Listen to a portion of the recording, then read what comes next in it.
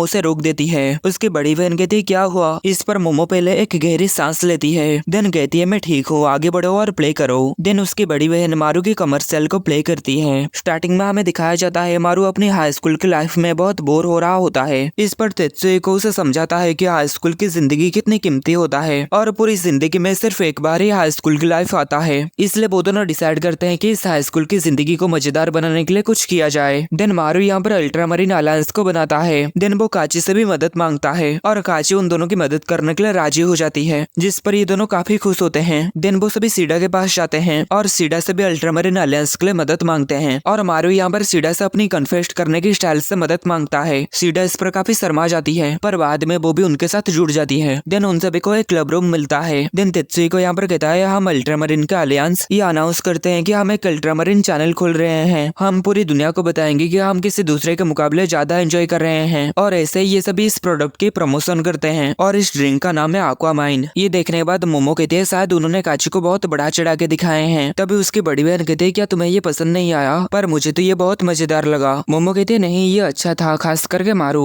मुझे खुशी है कि आखिर में मुझे निराशा नहीं मिली, पर उसके चेहरे से ऐसा नहीं लग रहा था कि वो ये देखकर खुश है। मोमो आगे कहती है मैं समझ सकती हूँ वो इस वीडियो में अल्ट्रामरीन चैनल को इतना प्रमोट क्यों कर रहे हैं, पर इससे उसका मेन फोकस भटक गया है। ये प्रमोशन एक्वामाइन के लिए है, लेकिन वीडियो में इन लोगों ने अल्ट्रामरीन चैनल को ज्यादा प्रमोट किया है, इसलिए मैं श्योर हूँ कि मैं ही जीतूंगी। आगे मोमो मारू को फोन करती है और कहती है तुम अभी कहाँ हो। इस पर मारू हंसता है और कहता है ये एक सीक्रेट है। तभी तेत्सुई को मारू को बुलाता है, जिस पर मारू मोमो को कहता है मैं अभी थोड़ा सा बिजी हूँ, मुझे जाना होगा। फोन रखने से पहले मारू मोमो को कहता है तुम एक ग्रेट एक्टर बन चुकी हो। मोमो कहते है क्या तुम मेरे कमर्शियल को देखे। मारू कहता है ये देखने के बाद मैं खुद को हारने नहीं दे सकता। मोमो कहती है क्या तुम अभी भी हार नहीं मानोगे। मारू कहता है बिल्कुल नहीं, मैं तुम्हें अभी सब कुछ दिखा दूंगा जो मेरे पास है। मोमो ये सुनकर थोड़ा सा खुश हो जाती है। तभी उसकी बड़ी बहन कहती है किसका फोन है। मोमो कहते हैं कॉन्टेस्ट अभी खत्म नहीं हुआ है। दिन वो मारू का कमर्शियल का कंटिन्यूएशन को देखते हैं, यानी तब वो मारू का पूरी कमर्शियल को नहीं देखे थे और इस बार की वीडियो काफी ज्यादा बढ़िया बनी हुई थी। मारू की इस वीडियो में एक्टिंग बहुत ही ज्यादा खतरनाक थी। इस वीडियो में एक्शन से लेकर खून खराबा सब कुछ बहुत बड़ा बड़ा था। इस वीडियो को देखने के बाद मोमो की बड़ी बहन कहती है मारू बहुत ही अमेजिंग है। इसे देखने के बाद मोमो काफी खुश हो जाती है और कहती है मैं अभी भी उससे बहुत पीछे हूँ और मुझे खुशी है कि मैं अकेली नहीं हूँ, क्योंकि जिस रास्ते में मैं जा रही हूँ उस रास्ते के आखिर में मारू मेरा इंतजार कर रहा है। नेक्स्ट हम देखते हैं मारू का कमर्शियल ज्यादा वोट पाने की वजह से जीत चुका है, इसलिए ये सभी यहाँ पर सेलिब्रेट कर रहे होते हैं। हमें यहाँ पर पता चलता है मारू को शूटिंग के लिए उसका सारा वजन घटाना पड़ा, जिसके लिए वो बहुत दिन तक भूखा रहा था, इसलिए वो अभी यहाँ पर ठूस ठूस के खाना खा रहा है। तभी काची के पास उसके पापा का मैसेज आता है। काची तेत्सुई को कहती है मेरे पापा ने प्रिंसिपल के साथ बात कर चुके हैं और वो गेट के बाहर इंतजार कर रहे हैं। दिन हम देखते हैं तेत्सुई को काची के पापा से बात करने के लिए आ जाता है और वो काची के पापा को एक कागज देता है और कहता है ये बहुत सारी चीजें हैं जो मैं अल्ट्रामरीन अलायंस के लिए सोचा था। काची के पापा उस पेपर को रख लेते हैं और कहते हैं मैं तुम्हारी बैकग्राउंड को जानने की कोशिश की। तेत्सुई को कहता है इसलिए मुझे अमीर लोगों से नफरत है। काची के पापा कहते हैं क्या तुम अपने फादर हार्डिसुन से रिवेंज लेने के लिए अल्ट्रामरीन अलायंस को एक टूल की तरह यूज करना चाहते हो। इससे हमें यहाँ पर पता चलता है प्रेसिडेंट तेत्सुई के पापा हैं। आगे काची के पापा कहते हैं क्या तुम मारू से इसलिए दोस्ती की है क्योंकि वो उस एजेंसी में टॉप स्टार था जिससे तुम्हारे फादर जुड़े हुए हैं। दिन हम कुछ समय के बाद का सीन देखते हैं। तेत्सुई को यहाँ से जाने से पहले काची के पापा से कहता है खैर अल्ट्रामरीन अलायंस आपके सपोर्ट के ऊपर निर्भर रहेगा। काची के पापा इस पर कहते हैं मैं सभी लीगल मैटर का ध्यान रखूंगा। तेत्सुई को बात करने के बाद यहाँ से जा रहा होता है, लेकिन तभी वो देखता है उसके सामने अभी खड़ा हुआ होता है, लेकिन वो उसे इग्नोर करके जाने लगता है। तभी अभी कहता है मैं भी पर्दे के पीछे से इस पर काम कर रहा था, इसलिए मैं जानना चाहता हूँ कि इसका अंत कैसे हुआ। और वो आगे कहता है अगर हार्डिसुन यानी तेत्सुई के पापा कुछ भी करने की कोशिश करते तो मैं अपने पापा से तुम्हें बचाने के लिए जरूर कहता।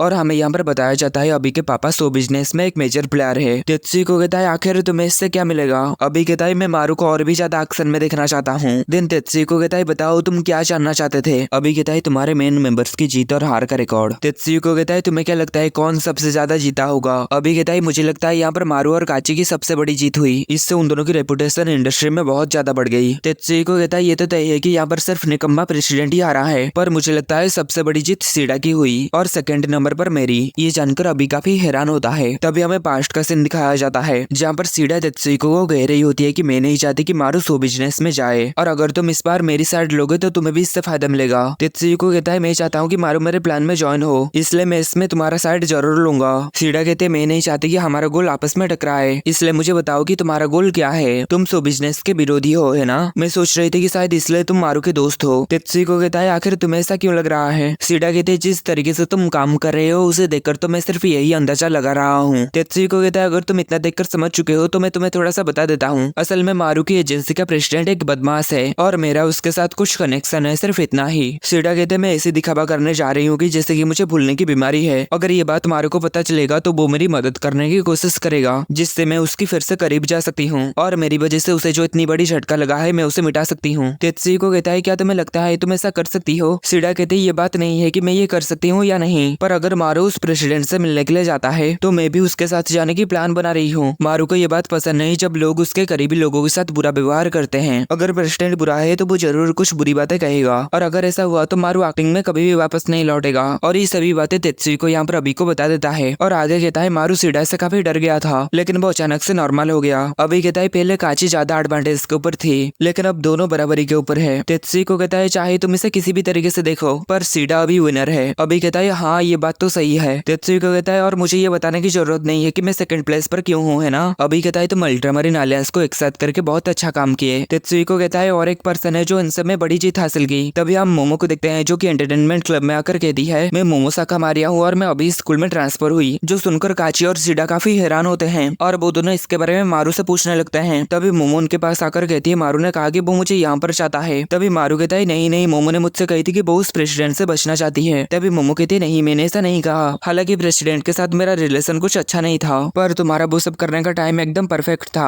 पर मारू इस पर कुछ समझ नहीं पाता। आगे मोमो से चिपकते हुए कहते मैं तो बस प्यार के लिए भूखा था, इसलिए एजेंसी छोड़ना तो मेरी एक बहाना था ताकि तुम मुझे स्कूल में ट्रांसफर कर सको। दिन वो आगे कहते जब मैं एक्टिंग में बिजी था तब मुझे स्कूल जाने का मौका ही नहीं मिला, इसलिए मैं यहाँ पर आकर काफी एक्साइटेड हूँ। दिन वो सभी को कहते चलो अच्छे दोस्त बनते हैं, जिस पर ये दोनों काफी गुस्सा हो जाते हैं, जिससे मारू यहाँ से भाग जाता है और सीडा और काची उसका पीछा करते करते यहाँ पर आ जाते हैं। और यहाँ पर रेना उन दोनों को कह देती है कि मारू उस तरफ भागा है, पर हम देखते हैं मारू तो यहाँ पर रेना के साइड में दीवार के पीछे छुपा हुआ था और रेना को कहता है तुमने तो आज मुझे बचा लिए। कुछ समय बीतने के बाद रेना यहाँ पर मारू से पूछती है वैसे तुम तेत्सुको के दोस्त क्यों हो? तुम दोनों तो हमेशा लड़ते रहते हो। मारू कहता है खैर जब ज्यादातर लोगों को पता चला कि मैं एक चाइल्ड एक्टर था तो वो मुझसे उम्मीद करते थे कि मैं उनके लिए कुछ करूंगा, पर तेत्सुको ऐसा नहीं था, वो बस मेरे साथ रहना चाहता था, इसलिए हम दोस्त हैं। रेना कहती तुम और तेत्सुको एक जैसे हो, है ना? मारू कहता है मजाक में भी मत कहना कि वो और मैं एक जैसे हैं। तभी काची और सीडा मारू को ढूंढ लेते हैं, जिससे मारू वहाँ से भाग जाता है। नेक्स्ट मारू और सीडा एक साथ घर जा रहे होते हैं। यहाँ पर सीडा मारू को कहती है आज का डिनर हैमबर्गर स्टेक है ना? ये तो तुम्हें बहुत पसंद है। इस पर मारू खुश हो जाता है और कहता है क्या सच में? तभी सीडा के पास मैसेज आती है और वो उसे पढ़कर कहती है और खाने में वाटरमेलन और कॉर्न सूप भी है जो कि मेरी बहुत फेवरेट है। ये सुनकर मारू कहता है क्या तुम्हारी टेस्ट सेंस वापस आ गई है? ये सुनकर सीडा हड़बड़ा जाती है और कहती है मेरी टेस्ट चेंज हो गई है ना? ये लंबे समय तक मेरी पसंदीदा रहा है इसलिए मैं खुश थी। मारू कहता है तुम तो बहुत ही बेवकूफ हो। सीडा कहती है पर तुम सबसे ज्यादा बड़े बेवकूफ हो। और आगे कहते तुम पिछले एग्जाम में बहुत सारे गलतियां करे, क्या इससे तुम्हारा ग्रेड खतरे में नहीं है? मारू कहता है और तुम ये पूरे समय टॉप के ऊपर ही रहे हो। सीडा कहती है तुम्हारा स्कोर अच्छा इसलिए नहीं है क्योंकि तुम हमेशा हमारे समर क्लासेस में सोते रहते थे। मारू इस पर हैरान होता है और कहता है अगर तुम्हें भूलने की बीमारी है तो तुम्हें ये बात कैसे पता? यहाँ पर सीडा की भांडा फूट चुकी है। मारू ये जानकर गुस्सा हो जाता है कि सीडा उससे झूठ कही थी और यहीं पर ये एपिसोड खत्म होता है।